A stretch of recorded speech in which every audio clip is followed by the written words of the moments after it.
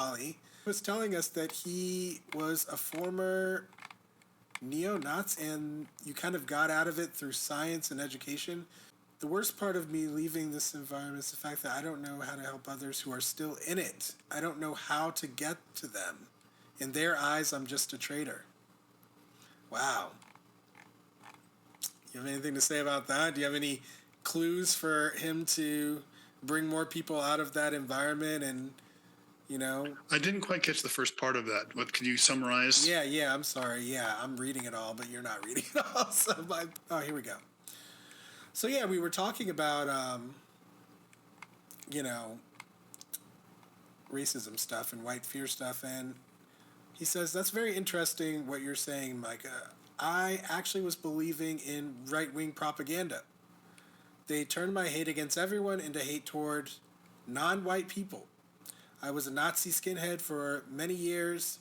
They wanted to use me, and I let them. That's the worst part. And then Marigoth asked, what allowed you to leave that environment? He said, mostly education and science, and leaving my old, quote, friends. And then that is an essential part of the process, I'm sure. Would you say that education and science led you to leave those old friends or the other way around? Interesting question. I never thought about it, I think. Science helped me leave my old friends. That was the most important step, education and science. But then he was talking about trying to bring other people out. You know, he's only seen as a traitor, so. Yeah. I mean, I don't, you know, it's interesting because I don't actually know any people like that, right? I live in a city where, and the circle of people that I'm in, luckily, I don't know, so I don't know. I don't really have any firsthand experience with that, but I would say that definitely. I think it's kind of, I don't know. It's weird because you would think, like, one of the things I think about sometimes is that, people were against gay marriage, and people were kind of generally anti-gay, let's say, up until fairly recently, and even to the point where Obama and Clinton would say that they're against gay marriage, right? Until this, literally up until the Supreme Court changed it, and so because they felt like they had to. But what I think changed some of that was actually television shows that included gay characters, right? And so you see, like, oh yeah, these people are just normal people.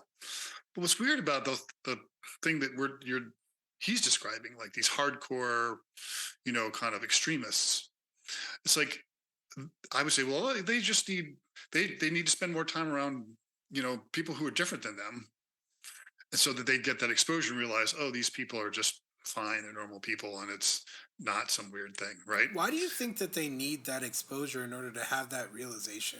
What do you think it is about not understanding that people who are different than you are still humans? Yeah. I would assume, I don't know, but I would assume a lot of the majority of people who kind of end up being far right, like explicitly racist far right, um, lived or grew up in areas that were very, very few black people. I could be wrong, but it's just a guess. That's what I've always assumed, but maybe I'm wrong.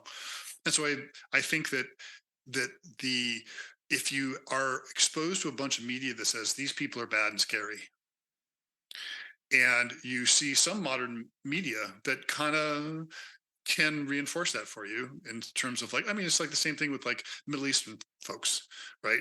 You have media telling them like, oh, they're bad and scary.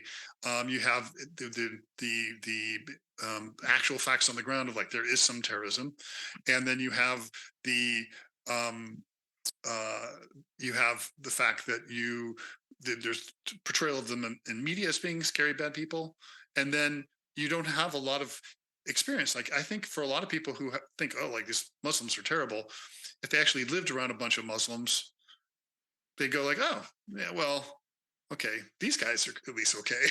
I mean, Right? I think that I know that for sure because, I have all kinds of conversation in these small group events that I do. And one of them that I recall having was a woman who was living in Israel, and there was a young Palestinian boy whose car broke down, and curfew was coming up.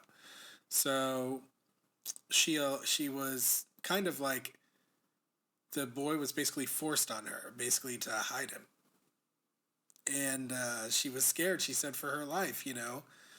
And then she told me that, but eventually, after being with him for a little bit and communicating what little they could and like eating something together and this and that, she realized that he was human just like her, and that was her story.